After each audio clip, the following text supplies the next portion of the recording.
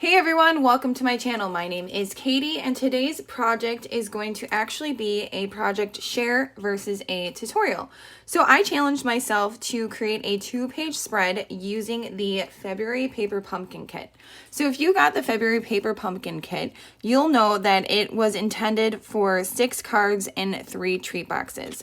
I actually used the treat boxes, so I made 2 of those, but the rest of the elements I did take from the kit and I transformed it into a 2-page spread. So this 2-page spread will actually fit 4 photos. They're not the typical 4x6 photos. They are going to be a little different just because I was using card bases as my paper, but I do think they'll work quite well. So I just made some kind of samples just to show you what size photos they'll actually hold. So right here, it's the 2.5 by 2.5, and this is 5 1/4 by 4. So really, it's just a 4x6 kind of cut down. And I know what pictures I typically take on Easter. I usually take a picture of my kids opening up their Easter baskets, and then a nice one of all of us usually at church. So I wanted to, again, challenge myself to only use the contents that were inside the kit to make this 2-page spread. And I do hope that this kind of inspires you to think outside of the box when you get your paper pumpkin kit, or maybe help you utilize the items that you have to create some scrapbook pages. So this right side page, because this is a 2-page spread, what I did is I did some fussy cutting. So with the contents of the kit, when you break it all apart, this is pretty much all I have left over. I do have all of the envelopes still. I kept all of them because I can use those on another project. But the contents, really, there's not a whole lot left. I'm just trying to get what's left out of the box to kind of show you. So right here, this pretty green paper with the little white flowers, this was one of the card bases, and I just cut them in half. And I put that right there. This pattern right here was the other half of this card, and I put it right there. And I didn't cut those down at all. This was this cute little, I guess, bracket, and I just cut off this end and this end, and I used it kind of throughout. So I have one here, and I have one here on this page. And then I did fussy cut out these little chicks, and those are actually clustered on the bottom right here.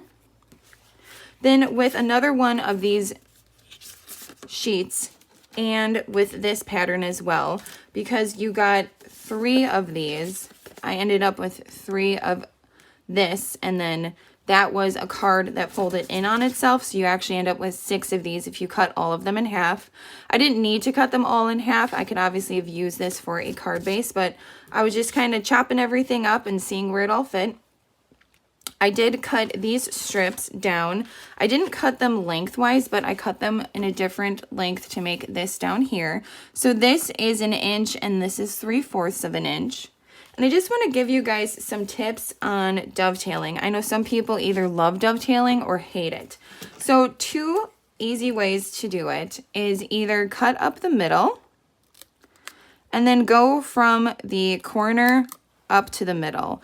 And more than likely, you are going to get a perfect dovetail when you are doing that versus trying to cut and cut. It gives you kind of a guide if you go right up to the middle and then each way. Or if you're like me and you have a bunch of tools lying around, I do have this retired hexagon from Stampin' Up from years ago. This is probably at least 10 years old. So if you have one of these lying around, you can just take your sheet of paper and kind of line it up where you can see that it's lined up right there, and just punch it. And I'll actually go a little further because I didn't have it to the edge. The good thing is if you don't have it to the edge, you can always just move it back up. But then you have a really nice dovetail as well. So that's how I did the dovetails. And then really I just did a couple of clusters everywhere. So this was the wreath that came in it. You get 3 of those in the kit because it's intended for 3 of the cards. You get a bunch of these bunnies. I think you get about 6 of them. So I don't know if they're intended to be on both sides of the treat box. I just used it on one side, so I had a bunch of bunnies left over. This little chick right up here is actually cut from one of the bunnies. So when you get a bunny, it comes with one of the chicks, and I just fussy cut it out. So right here you can see that, and I'm just going to keep the bunny because I figured all the flowers I have left over, I could easily cover the bunny with that, or I could make some other cluster in the future as well. And then I did use some of the baker's twine that came with the kit as well. Same technique as one of my other videos where I just kind of roll it around my finger, put it on a glue dot and stick it under. And then I wanted to make sure that I used the little dots that came with. So throughout this entire page, 2-page spread, you will see I just use the little dots kind of in a little cluster everywhere. And then for the second page, it's pretty much the same technique. These flowers right here are part of one of these wreaths. I just chopped up the wreath completely and tucked them behind this area where the little photos will go. Same thing down here, it's the same strips, and I just made sure that they lined up.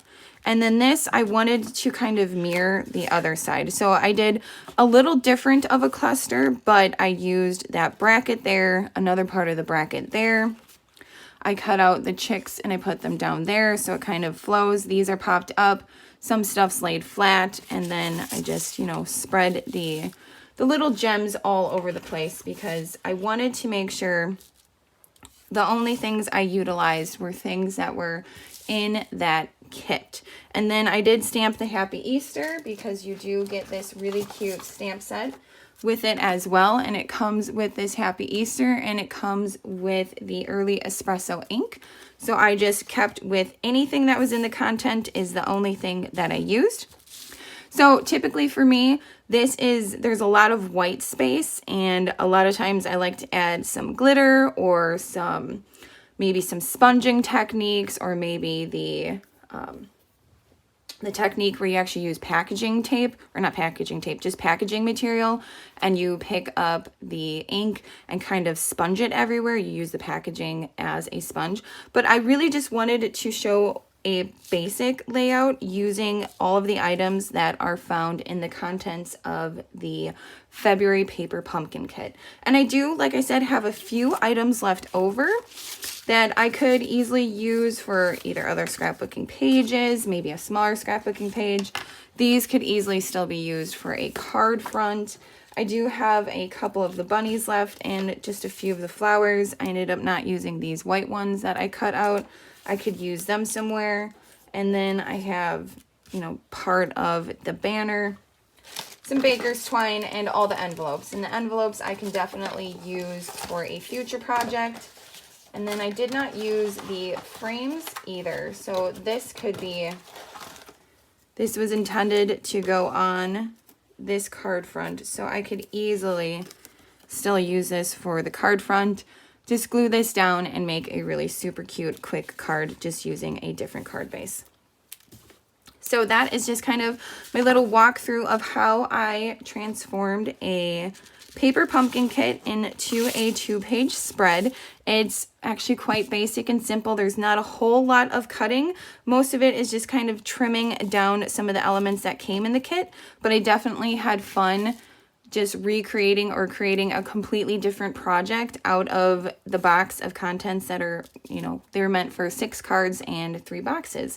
So this was really fun for me to do, and it definitely got me kind of thinking about other possibilities of other kits that I have and how I can transform them as well. So thank you so much as always for joining me. Happy crafting, and I will see you all next time.